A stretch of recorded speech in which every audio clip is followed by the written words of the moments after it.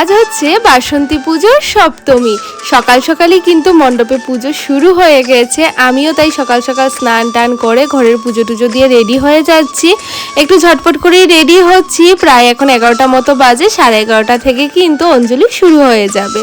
তো এখানে দেখো রেডি হয়ে গেলাম, আর এখন হচ্ছে চুল টুল আঁচড়ে নিচ্ছিলাম। আর বিশ্বাস করো, এই যে বাসন্তী পুজোটা না, এটা কিন্তু দুর্গাপূজার মতনই পুরো ফিল আসে। কারণ যেহেতু বাড়ির সামনে পুজো, মণ্ডপ দেখতে ঘুরতে না বেরোলেও পুজোটা কিন্তু নর্মাল দুর্গাপুজোর থেকেও বেশি আমরা কিন্তু এটাতে মজা করি। কারণ দুর্গাপুজোতে তো তেমন মণ্ডপে যাওয়া হয় না, তবে এই পূজাটাতে কিন্তু একদম সময়ে সময়ে মণ্ডপে যাই, পুজো দেখি, খুব ভালো লাগে।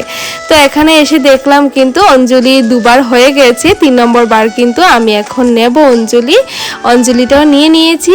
আর এইদিকে কিন্তু এখন প্রসাদ দেওয়া হচ্ছে, তো প্রসাদটাও নিয়ে নিচ্ছি। সকাল থেকে তো তেমন কিছুই খাইনি, একদমই উপাস। তো এখানে কিন্তু যত ইচ্ছা প্রসাদ খাও, কোনো অসুবিধা নেই।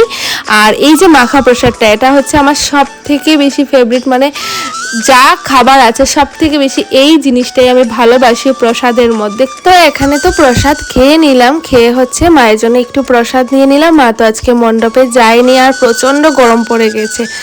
আর বাড়িতে এসে একটু জুস খেয়ে নিলাম, আর তারপর মার জন্য যে প্রসাদ এনেছিলাম এখান থেকেও কিন্তু আমি একটু প্রসাদ খেয়ে নিলাম। খুব ভালো হয়েছে প্রসাদ।